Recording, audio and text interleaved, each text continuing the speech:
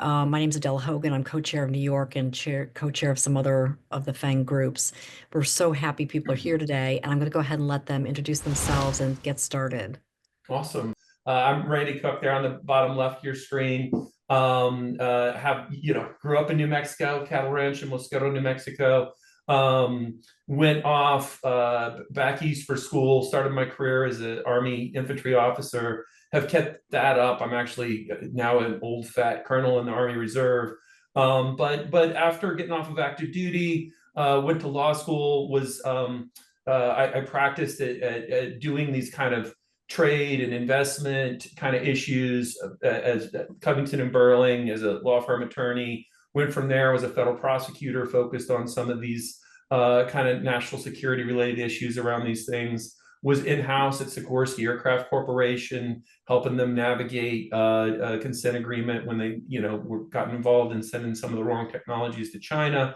And then, when about 9 years ago, started this practice where we really focus on this intersection of trade, commerce, technology, and kind of national security anxiety. So that's what I do here, is lead this team that within A&M that works with these exciting and brilliant experts that you're going to hear about with on the panel.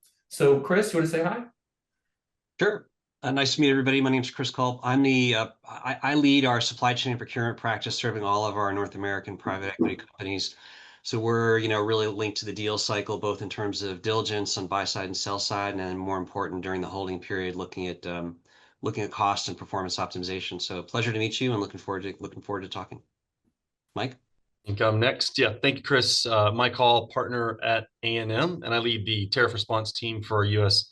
publicly traded corporates. So while Chris handles the private equity, I handle our corporate side. And my primary work involves leading clients through tariff EBITDA impact analysis. And that really covers both operational and also covering operational and commercial mitigation, strategic planning efforts, and most importantly, execution.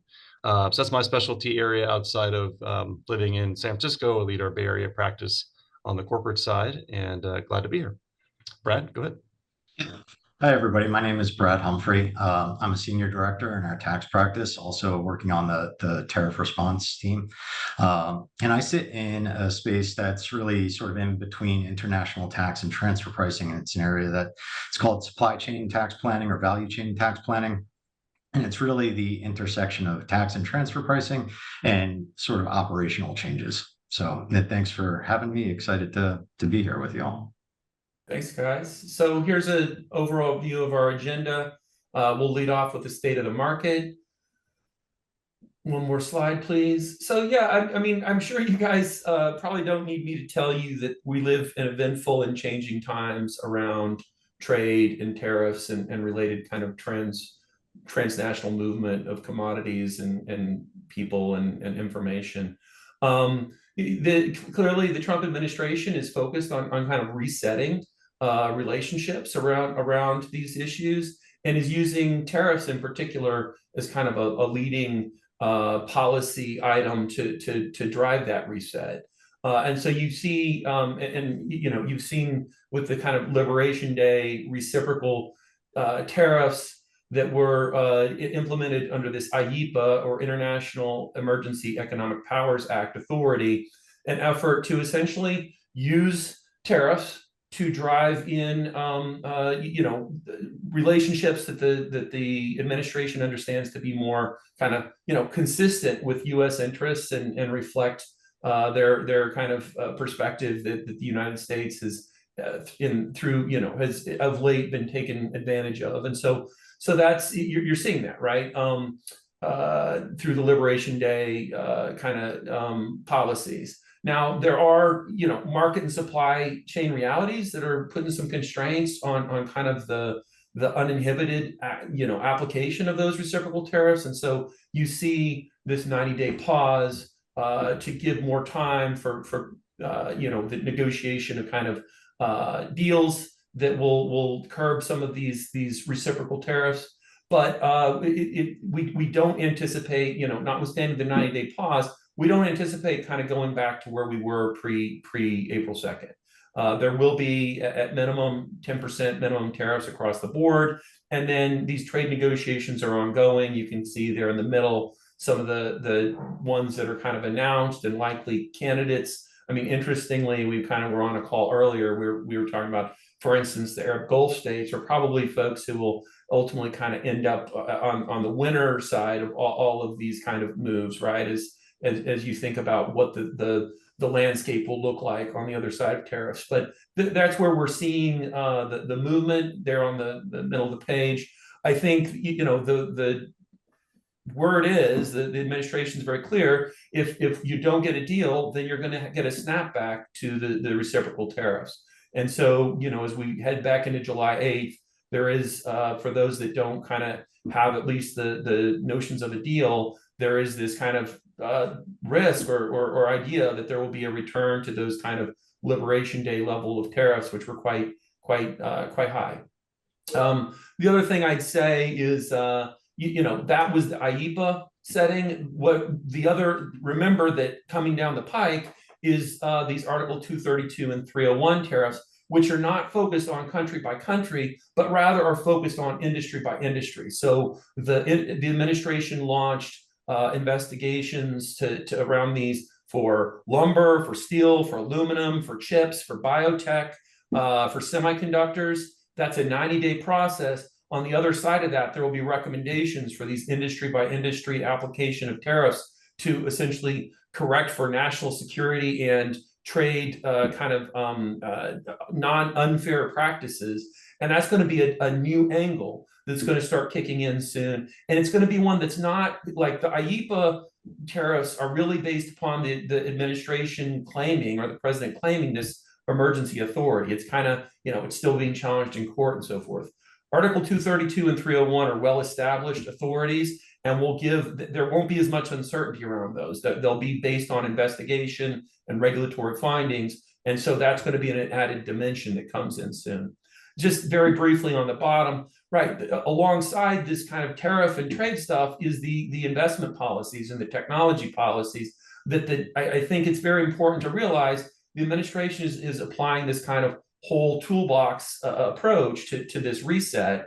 And so we're seeing that alongside for both inbound and outbound investment, inbound and outbound movement of technology to, again, kind of achieve these purposes that they're trying to get after. This is playing out within the context of geopolitical competition, particularly with China, which kind of is going to continue to be a theme alongside these kind of commercial reset relationships. So with that, next slide, and we'll transition to kind of what this looks like in the market.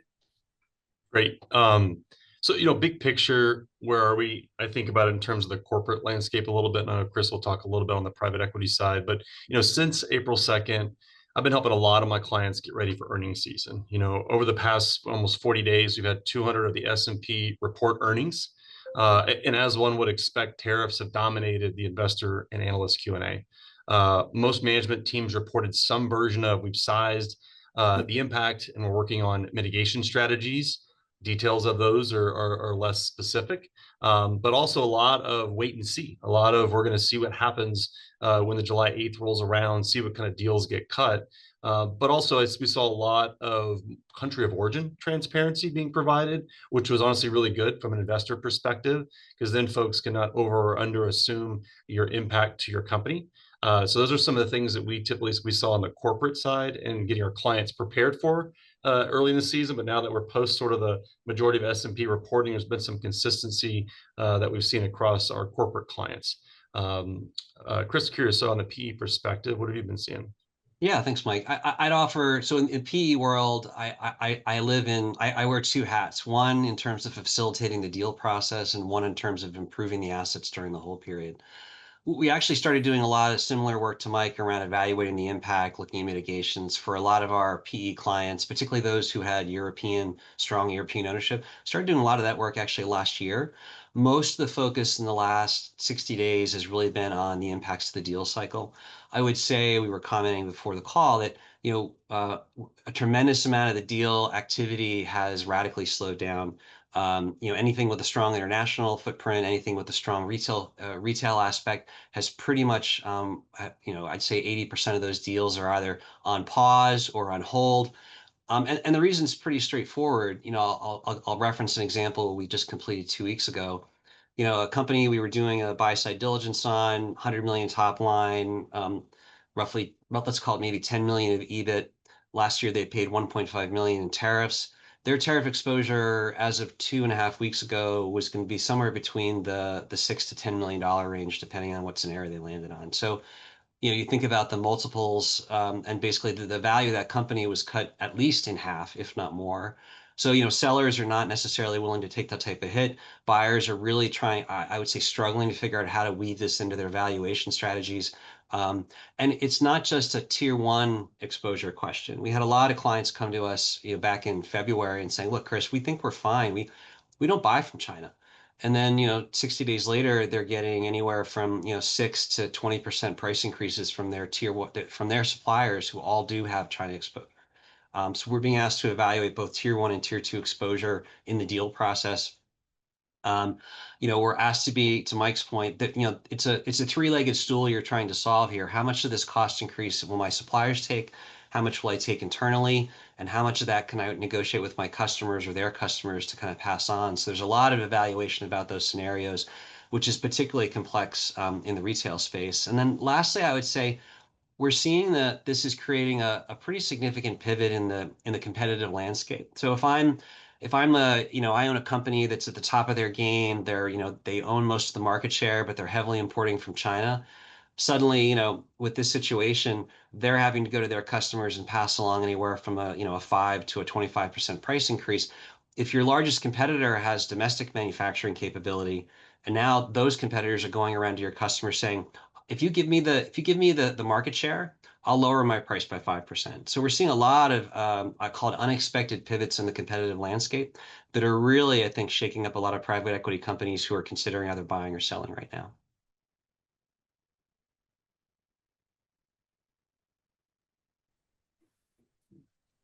So maybe just to carry this forward. So I think what Mike and I and the broader team have seen is I think one thing that surprised us is I'll call it the variability of where companies are in their maturity. I would say, in general, if I were to maybe just offer some high level correlations, working in the private equity space, which is a little bit more focused on small cap, mid cap, and maybe some of the smaller of the large caps, I would say we're generally seeing, particularly in the mid cap space, a relatively low degree of maturity. Companies have not really thought about this in advance. They don't. It's interesting. A lot of the tariff management historically has really been relegated to the bowels of the organization. It's managed at a very low level, very tactically, and in many cases, you've outsourced that to a broker. So suddenly, when the CEO and the COO and the CFO want to ask, well, what is my tariff exposure? Well, to do that, I need access to my Customs and Border Patrol, login. I need access to know what where's the data that tells me what's the coding or country of origin of this. Companies have really struggled to pull that together in a meaningful fashion. And at best, I'd say they're doing very high level back of the envelope estimates, really with a pretty incomplete understanding of I'll call it, how the tariff situation actually works. Because frankly, most of the customs and tax and transfer pricing up till now has been focused on either tax avoidance or, just regulatory compliance. So it's really, I'll call it, creating a lot of turmoil in organizations trying to get their act together. For companies who've actually started to kind of really think this through, we're starting to see more medium maturity. I think this is where, Mike starts to pick up a lot of his clients.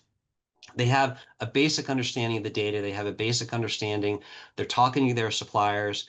But I would say, in terms of thinking of like getting a precise view of like, what is my real exposure? Where do I prioritize? And where should I really be thinking about from a mitigation perspective? I think, that's where those companies are really starting to kind of pivot. I mean, Mike, I know you're playing pretty heavily in this space right now. Yeah, it's honestly been a fascinating 40 plus days in working with dozens of clients on the tariff situation, and it's been really surprising. Even in the corporates, the bell curve probably sits between low and medium. It literally is like the density is a mix between low and medium. There are very few that fall in the medium, even in the big corporates, and I've honestly only seen truly like one high maturity and was honestly a supplier of a client that literally the day after April 2nd, my client received a surcharge notification. So like very few were ready for the size and magnitude of what actually happened. And I think everyone's just been dealing with that. And so if I think about the arc of those last 40 days, it has been going from top downsizing, getting through earnings season, CFOs turning to their supply chain teams, their finance teams, now do bottoms up, determine operational mitigation strategies, and go from there. Like that's where folks are sort of sitting at right now. So the reality is most companies were not ready for what had happened. And so that's and it's important to recognize that everyone's starting from different spots, and but the road ahead is very similar. What you have to do, the basic blocking and tackling, having the data, doing the scenario modeling, and then being adaptable because things change day to day, as we all know. So that's what I've been seeing in the market, even on the corporate side. Let's go to the next slide. Hey, Mike, just real quick, I just was going to comment, like, I think what's happening is, right, for the past 70 or 80 years, like we've lived in an era of kind of globalization and, right, removal of barriers. And so it's not surprising that in that era, like companies didn't really need to invest in this capability, right? And so you invest in what you need, the capability you need to succeed. And so when you don't need to be mature in this area in a low friction, low tariff environment. But as we see those frictions increase, their operational impact increase, now you have a need to have more maturity in those capabilities and controls.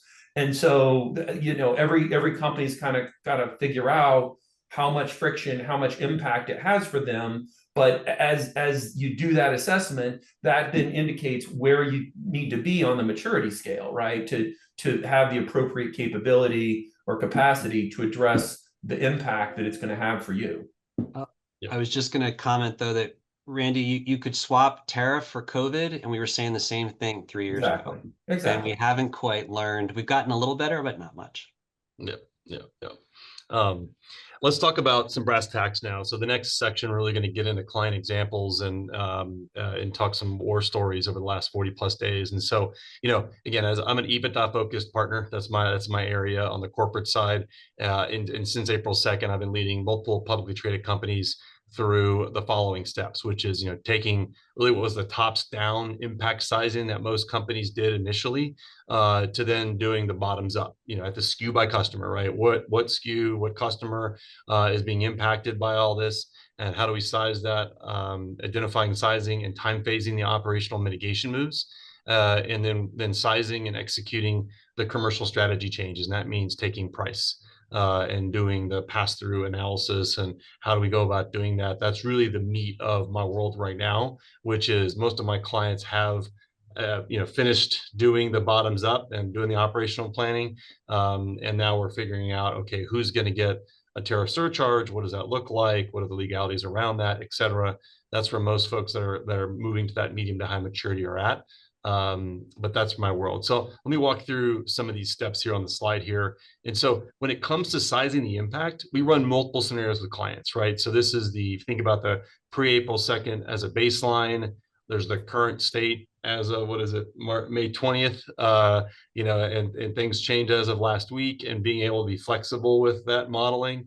Then there's the scenario plan around what I call like the nuclear winter, right? So full reciprocal kicks in, and then full retaliation. That's a model we'll also run for clients, right? So if you think about retaliation, what we learned during COVID times was that when we slapped tariffs on China went back and did the retaliation based on really a political strategy, right? They went for the Midwest, they went for crops, they went for basically where the president's base was. And what we've seen this time around is a very similar approach. We got exposure to that. We knew China was going to largely go political. They did. They just kind of went across the board. Canada, when the USMCA tit for tat was going on, Canada actually released what they were going to tariff. And from that, you got a very clear indication they're going to go political too. You got all the HTS codes. Mexico didn't go quite that far and release their HTS list that would be tariffed. But generally speaking, when we think about modeling that final scenario of full reciprocal rates plus full retaliation, it has to consider what's that dynamic of the retaliation. So the key is to have a dynamic bottoms-up model that allows for country of origin changes HTS code changes, full tariff rate schedule lookups, like having that model, that digital twin that allows you to do that, to really size that left bar. And then the next piece of work, which gets into identifying the operational / supply chain mitigation strategies, that's the next move, right? There are countless operational mitigation strategies each company can take.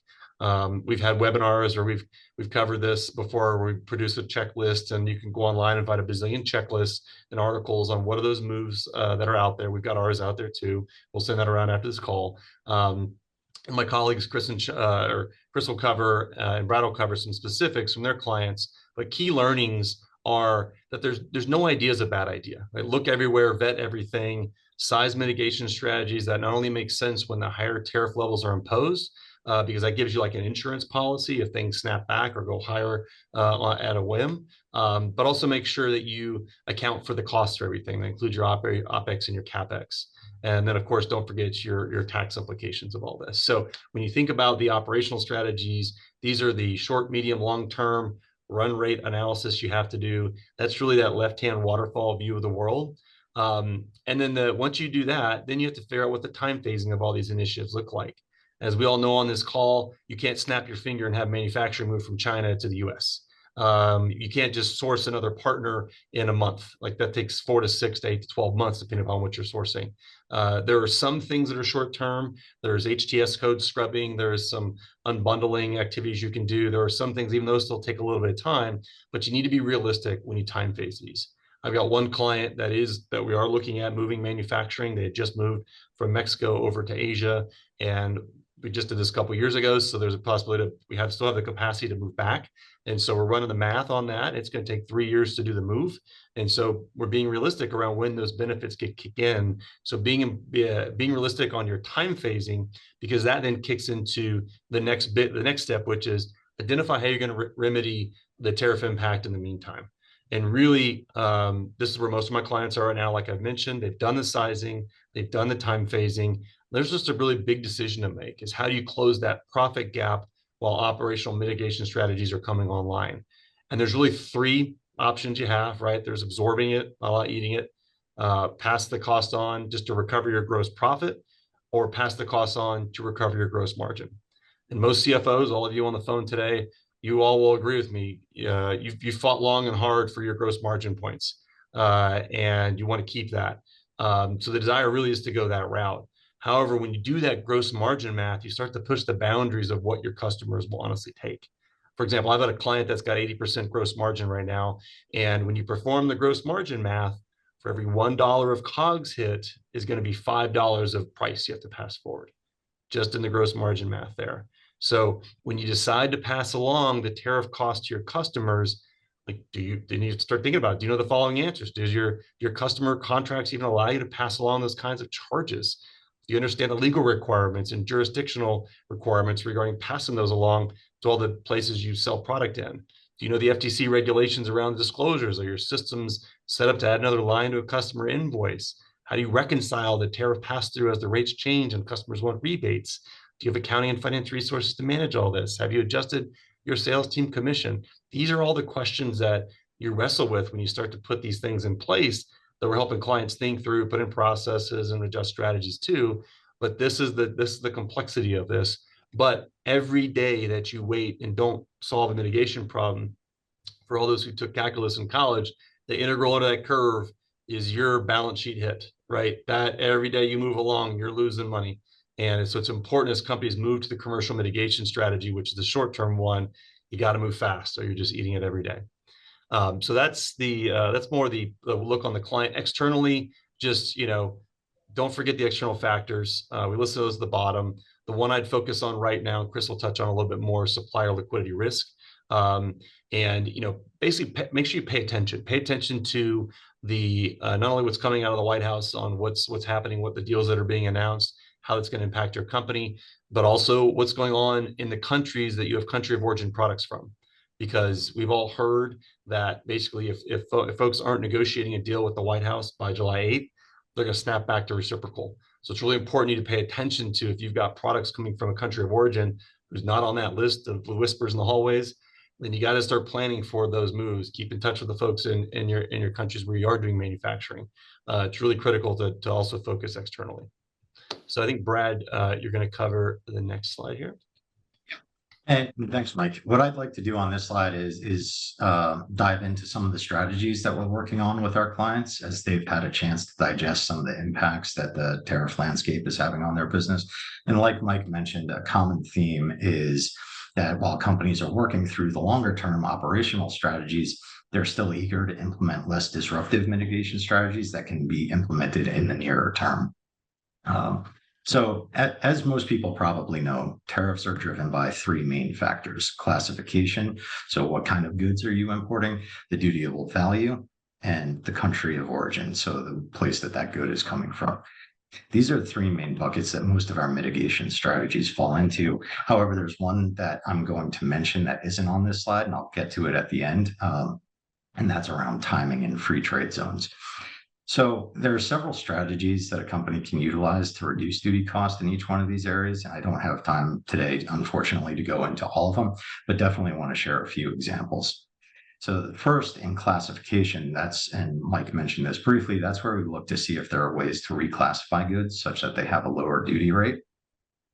One example of this is where we had a client that was a footwear manufacturer, and what they were doing is they were able to insert a piece of felt into 2/3 of the insole of the shoe and change the classification of that import from a sneaker to a slipper per the HTS guidelines. And the slipper was a significantly lower duty rate than the sneaker.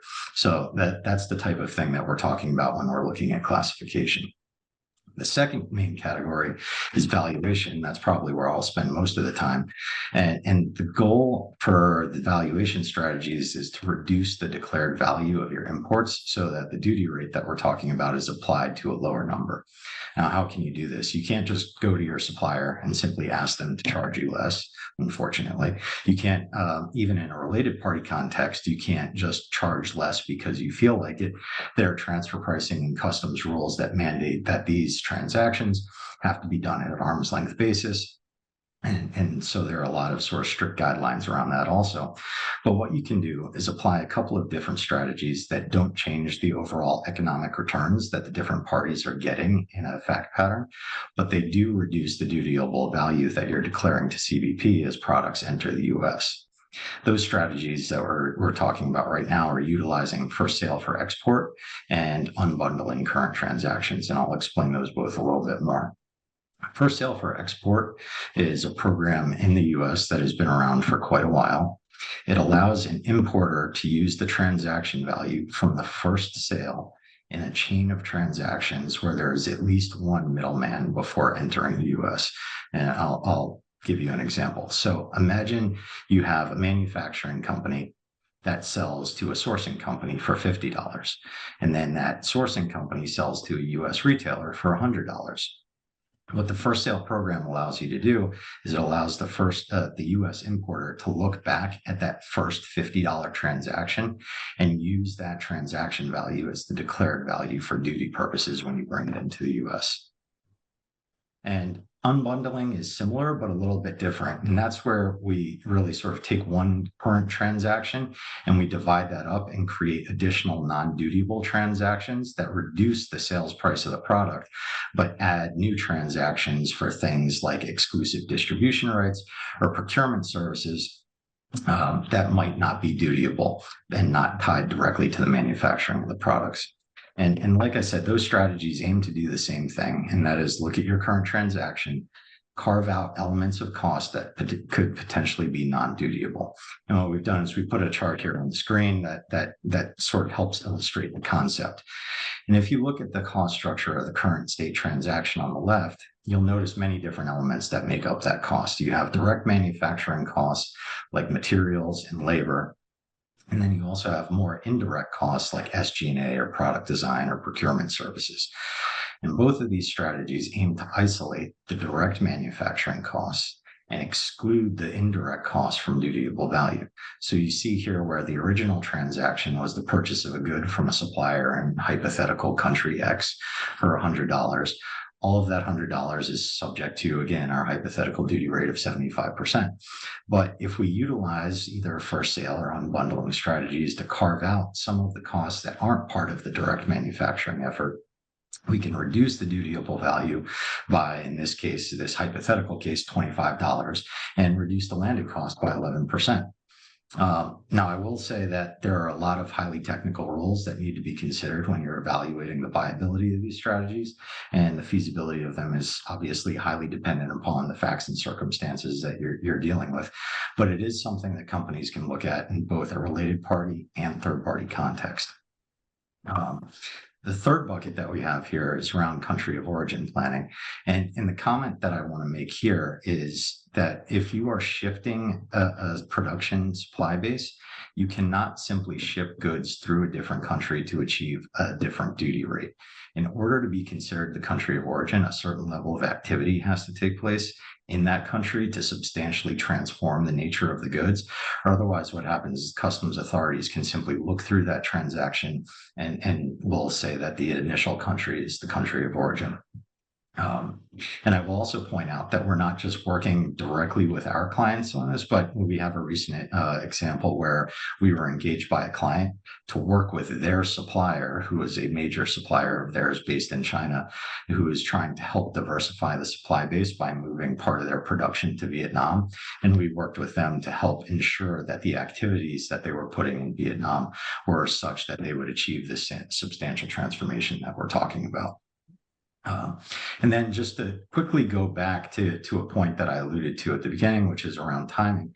What many companies are now doing is they're using free trade zones or bonded warehouses in order to create a couple of different kinds of benefits. With a free trade zone or a bonded warehouse, you only pay duties on imports when they leave that facility. And so that's important. This means that you can bring goods onshore and defer or time your duty cost and free up working capital up until the point that the goods are shipped out of that warehouse. You can also, if you have returns or if you're exporting goods out of the US, you'll never pay duty costs. If you're importing raw materials that have a higher duty rate than a product manufactured onshore in the US, you can achieve the lower duty rate on the importation of that final good. And you can also bring goods onshore now and time your importation based on sort of what's happening in terms of the market. So, for example, if you bring it into a free trade zone now and the duty rate falls before you ship it out to a customer, you get to benefit from that lower duty rate if it falls in the interim. So as you can see, this is becoming a very important strategy that we're working with our clients to implement. That, Chris, I think it's back to you. Yeah, absolutely. So I think one of the things that maybe our team and Mike and I wanted to highlight are what are some of the blind spots that we're seeing folks or kind of key questions we're having folks kind of jump into. So the first one is, I would say there's a very uneven understanding of what options do we have out there. To Brad's point, there's a lot of near-term options that folks are exploring, but everyone is really starting to begin to think about longer term, as Mike said, right? What's the long-term roadmap? How do we solve this problem in a more permanent fashion? Understanding, what is the global market for product A or product B? Where else could I buy it? So we're fortunate enough to have access to a lot of the global trade data, and we're able to mine that. And it's been incredibly valuable because not only can I look at a client and say, well, look, here's where I know you're sourcing from internationally. I can start to say, well, here's where your competitors are sourcing. And is that an advantage or a disadvantage? We can also talk about what are the other countries where you could potentially be sourcing this. So we're able to kind of provide good counsel to our clients in terms of what the options are. I would say, though, the blind spot or the surprises we're finding is that capacity is starting to fill up, that alternate capacity. As an example, for a large kitchenware manufacturer last year, we were moving some of their stamped metal items, castings and forgings out of China over to India. Not only were we able to find a more willing supplier, we were able to drive anywhere from 10 to 15% savings. Trying to do that same pivot now for a related product family, the suppliers are basically, there's almost no cost benefit. In fact, it may actually in the end game come at a premium. But more importantly, a lot of that capacity in India is already starting to fill up. So we're in a bit of a gold rush mode right now in terms of people starting to, and I think we're encouraging our clients not to wait to kind of evaluate those options and start to build those relationships, because once that capacity fills up, the next target for everybody is going to be to go after your suppliers, right? Where you have suppliers, because I think to a point Mike raised earlier, these suppliers are recognizing outside of China that their capacity is far more valuable than it was 6 months ago, and they're going to start to rationalize their customer base to say who's going to give me the most return, for the capacity I have. So obviously, our ability to kind of look at the data and have, boots on the ground, people in ground on a lot of these Asia countries is proven to be incredibly valuable. The second one is, as I mentioned earlier, was around this tier 1 versus tier 2 exposure. I think most folks by this point have a pretty good understanding where their tier 1 China exposure is. And that's really not to belittle or, the broader tariff landscape, but it's really China that I think is causing the most challenges for most of our supply base. By now, most folks know what their China exposure is, because if they're still buying goods, they've seen a significant tariff come across for the goods that they're importing. What we're starting to have folks ask us about is to really understand what's the tier 2 exposure. What's my supplier's exposure in China? And the example pages we have here, we were profiling a company in the industrial heating HVAC space. And what we found was that, the top 10, the top 15 suppliers, actually that industry has done a pretty nice job diversifying outside of China. We only saw about 33% of weighted average exposure. But when we went down to the mid and the tail of the supply base, those small suppliers at the tail who, you're not spending a lot of money there, but they're making that one golden screw you have to put your product together. Those companies are between 70 and 80% exposed to China, which manifests itself not just as a cost increase that's definitely coming down the pipe, but also as a significant supplier disruption risk, right? Because what we're finding, and I think retail is a great example, is a lot of these small companies are really starting to see liquidity as probably a bigger issue than the actual pure tariffs themselves. A very simple example, if you're a $200 million, retail company, you're predominantly importing from China, you're selling to the big box stores. Many of those companies had to stop ordering on April, first week of April, because they couldn't actually afford the hit of those increased tariffs, because they're still negotiating price increases, which that process can take anywhere from 14 to 40 days to negotiate price increases with the Targets and the Walmarts. And in many cases, those retailers are not necessarily accepting those price increases. I know the press says, across the board, we are or not. And what I'm finding is it's really ending to be a product family by product family based on how badly that retail has, what their other options are.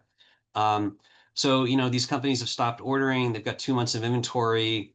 They'll be forced to start reordering once they get these price increases negotiated with the Targets and the Walmarts.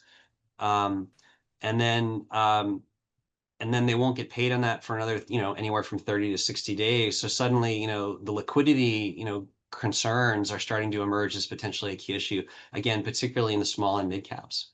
And then lastly, as I mentioned earlier, the competitor exposure is highly variable. A standard part of our diligences and our looks right now is trying to understand not just your exposure at tier 1 and tier 2, but what about your competitor's exposure?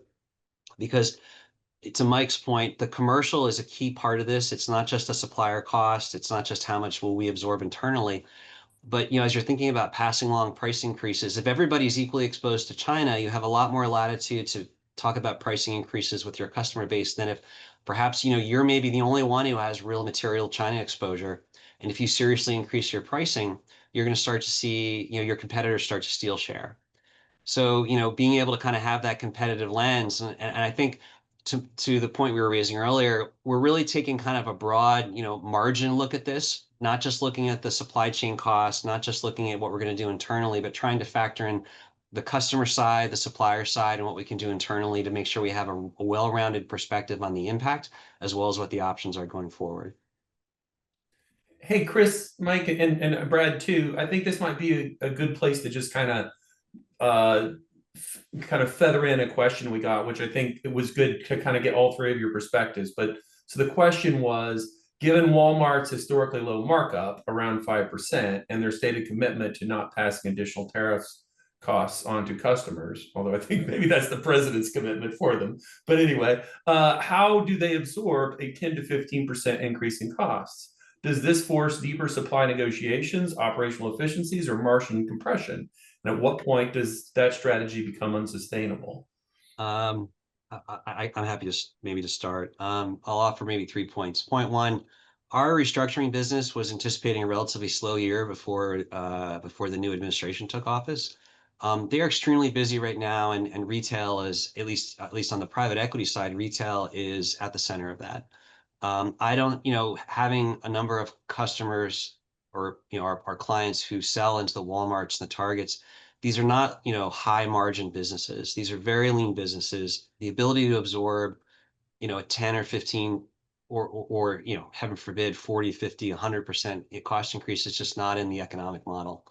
Um, the the only survival path those companies have from what we're seeing is either to negotiate with their suppliers in China to kind of absorb some of that cost. And unlike in 2018, when the China government was offering a lot of incentives and supports and grants to kind of offset the LAF tariff situation, that's not in place this time. And obviously so it's really determined to their survival or not will really heavily be dependent on if they can pass that on to their customers. And as I mentioned earlier, I think I'm seeing a very uneven, despite what the press would say, I'm seeing a very uneven response in terms of where the customers are willing to absorb that cost. Mike, what about on your side? Yeah, I mean, this to me is the part that saddens me the most, honestly. I took my kid down to Monterey. I live in California, and he's 3 years old. I was like, to behave, if you behave, I'll get you a little car at the little shop that's right outside of the Monterey Bay Aquarium. And he did okay. And we walked out and went past that store, and he picked out a little plastic Ducati bike and turned it over, $7.99, made in China, of course, and of course bought it. But I thought as I was walking out that store, like, there's no way a small business like that is going to be able to afford their next shipment from China. Like, the margin on that $7.99 bike, they probably made 50 cents or a dollar on me. They're just working capital wise aren't going to be able to afford that. And that small business just isn't going to survive this unfortunate situation. They don't have the balance sheet our big corporates have. And so unfortunately, I think it's going to be a lot of just unfortunate stories across the US. And I don't know who's watching this or who's not watching this. But that's the sad part for me personally of just seeing this, to be honest. So that's the reality. I don't think a lot of small businesses just have the ability to do the math fast enough to understand the working capital hits, and not to say that they're not smart people running small businesses. It's just different, to be able to survive 3 or 4 months, and then on the flip side have to still get product on the inbound side and not have any time to switch your supply chain to accommodate for that. Like, that little toy shop won't have the time to resource local manufactured toys, and impulse buys from people like me will just be less, and just the survivability will just be down. And so, hate to bring that sour note to it, but like, that's what I'm unfortunately seeing on the retail side. Now, the suppliers to the big corporates, that the Apples of the world that require that golden screw, like Chris said, Apple's going to make sure they get their golden screw. But what they're going to say is, let's keep you running for X number of months until we can find another supplier that can make that golden screw cheaper. Like, so whether it's a life support system for 6 to 9 months to burn through inventory to give a big corporate enough time to find another opportunity locally for cheaper, you're going to see a mix of that, all the way to just suppliers going out and empty store shelves and materials, of sub-assemblies not making it, and therefore your car doesn't get shipped. Like, that's the stuff we're going to start seeing, because as Chris mentioned, most clients I talk to, early April happened. There was a month of inventory on the water. You had probably 2 or 3 months of inventory on hand. And so just say 2 to 4 months overall on average. Well, we're a month and a half into that inventory levels. And so folks are starting to get down to safety stock levels or predicting safety stock busts. And they have a decision to make. Do I order more at the 30% tariff? Can I afford it? Or am I going to, what's next? Like, that's the tough situation we're in right now on the inventory bubble that's coming through the system. So the midsummer, end of summer inventory stock out issues and liquidity concerns, we're seeing the front of that tidal wave right now. Mike, but taking a page from your book about finding the silver lining, I do wonder if there's an opportunity here from a lending perspective. Like, I'm getting calls from some of my colleagues in with regional banks, basically asking about the tariff situation, trying to get smart on it. I think, my hypothesis is that some of these, there could be an interesting opportunity for lenders to think about some products to help these companies get through this time. The trick is, as long as they can recover on the other end and pass that pricing along. So, yeah. Brad, do you see anything else on your side with that question? I'm just curious on the No, tax. I think you and Chris really said it all. I think unfortunately there are some fact patterns where there's a limited amount that you can do from a pure trade perspective to move the needle, and I think it falls on the aspects of the operations like you talked about. Whether or not you can pass the pricing on or renegotiate, and the timing of that is just putting them in a hard spot. Yeah, I do think, Brad, some of those strategies you spoke to, and it may not be available to a Walmart, right? I mean, when you're doing 5% margin, but I do think there is an aspect of, right, that companies that get more nimble at this, that get more capable, there is sort of a competitive kind of like path there to say like, that if you are amongst that set that can figure out how to like claim alternate substantial transformation, or that can figure out how to appropriately document different HTS classifications, those guys are going to survive. Now, right, I'll confess I tend to focus on industries that are a little bit higher margin and technology heavy, and probably have more kind of just bandwidth or kind of margin to play with to try to implement some of those policies. Okay, so with that, we'll kind of transition into my little segue here about again, what are some of the related issues to think about. So first, I think I made this point early on, but I do think we're in a kind of a moment here that's different, right? That's different than kind of the whatever, the Washington Consensus, the Bretton Woods, the globalizing like kind of era that was kind of post World War II until about whatever the last 5-10 years. That era of post war kind of globalism is kind of behind us, and now we're in an era where there's increasing application by the U.S. government, but also by world governments around the world to apply sort of the whole policy toolbox to achieve these purposes, right? So you have this kind of idea of industrial policy and kind of applying trade and technology and investment and other policy tools to try to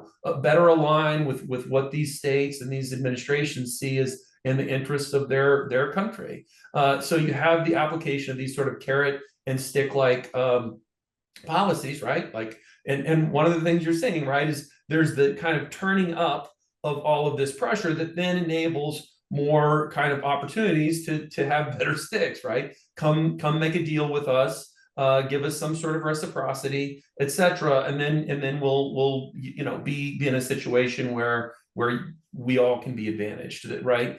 And so we're seeing that alongside the application of tariffs, kind of moving down to the second level, there is the application of these other levers. So technology, so export controls. We see the President Trump very much kind of relooking at some of these controls around, for example, advanced semiconductors, right? So AI diffusion rule goes away. Why? In order to give the administration more kind of volition or ability to say, hey, if you want these great NVIDIA, Cerebras, AMD, really high functioning AI enabling chips, then you need to come make a deal with us in the same way that we're seeing in some of the Gulf states. And then that opens the opportunity for kind of investment, reciprocity, et cetera. And so that is coupled with this tariffs idea, right? And so we're seeing a lot of kind of like opportunity and work in that area where we're helping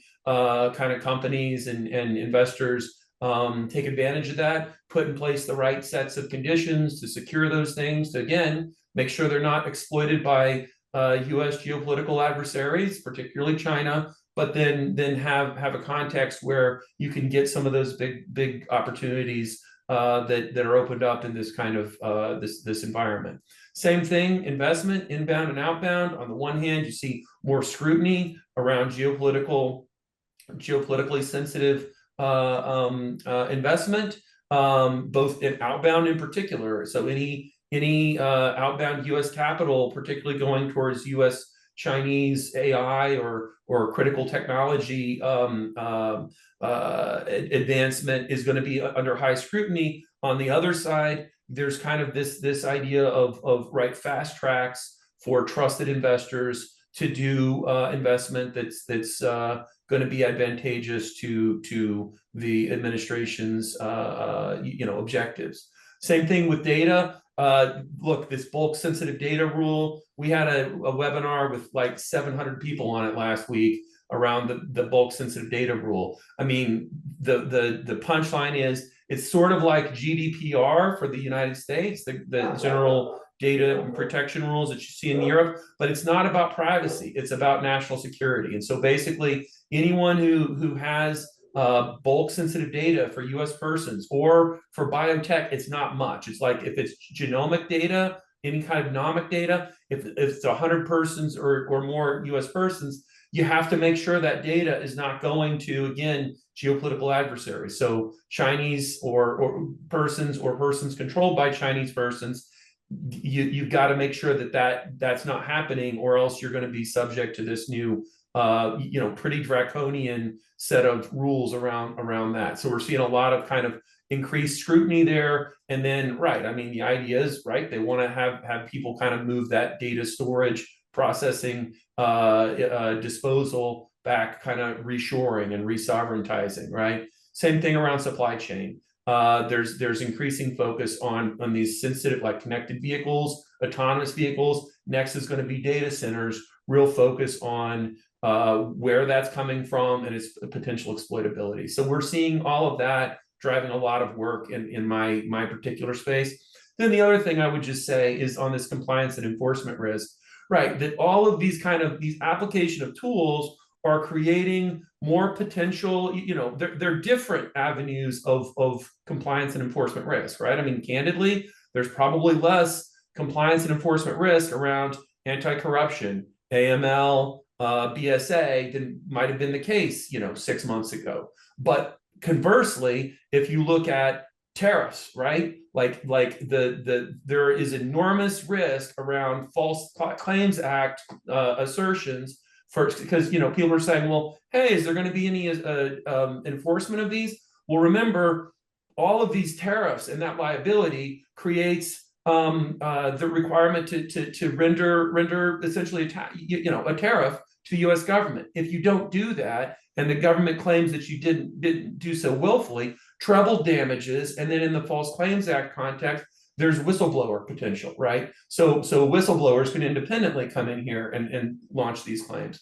There's going to be similar application of those kinds of authorities to like although the administrative state, the enforcement state's kind of getting a little bit tighter, they're going to be looking for kind of heads to put on the walls when they say you're not paying attention. So tariffs, U.S. bulk sensitive data, there's a big like focus on enforcement there. Semiconductors and exploitation by China, right? If you don't kind of get the message there, or are involved with parties that the administration wants to send a message to, it can be a source of tremendous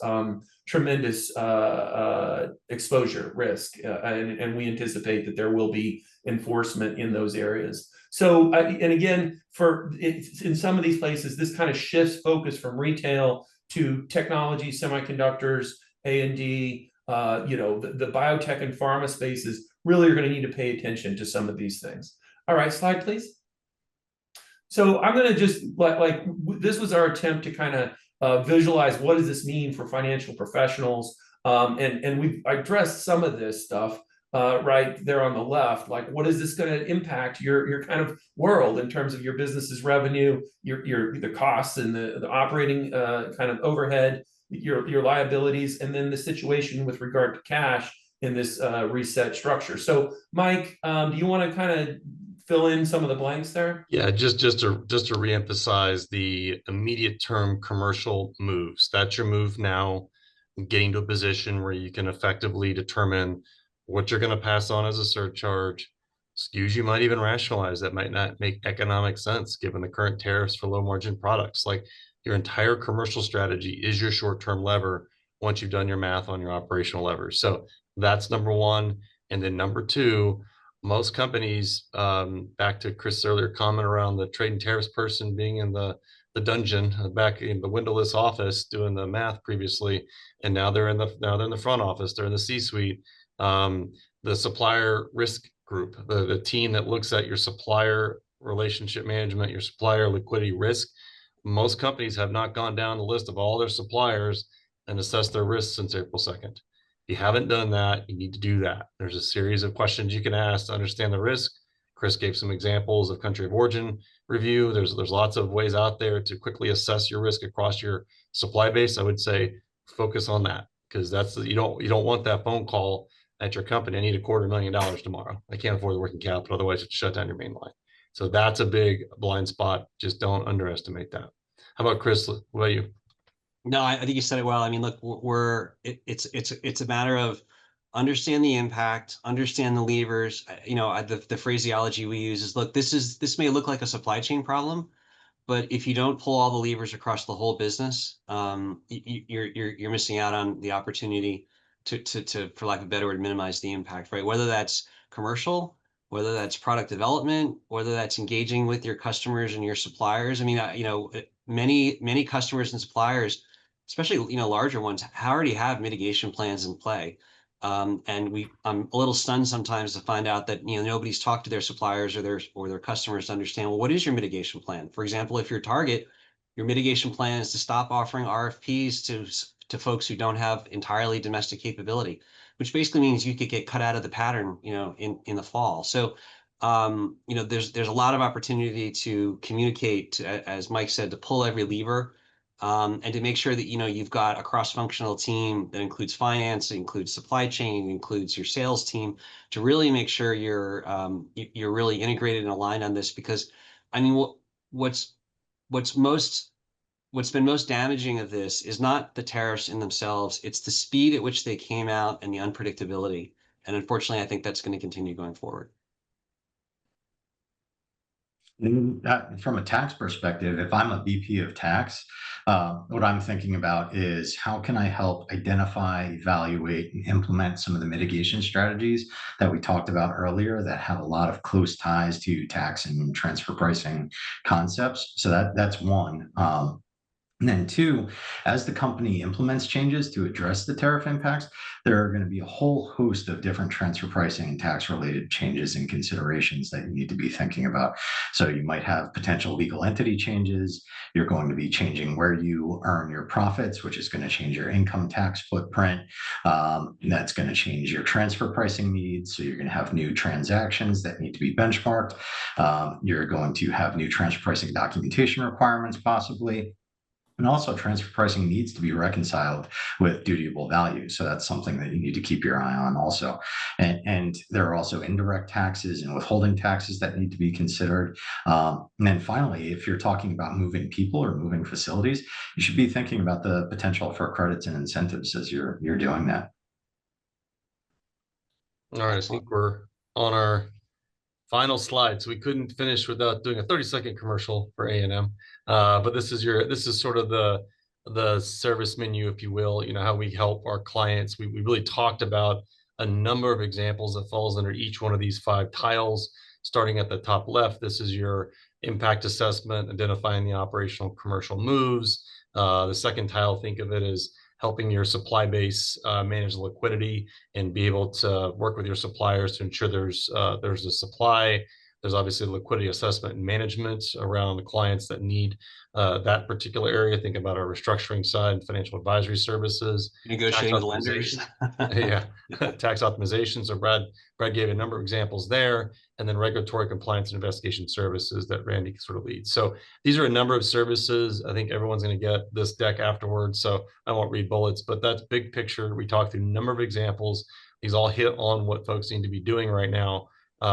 Reach out to any one of us if you need support. You guys will have my contact info.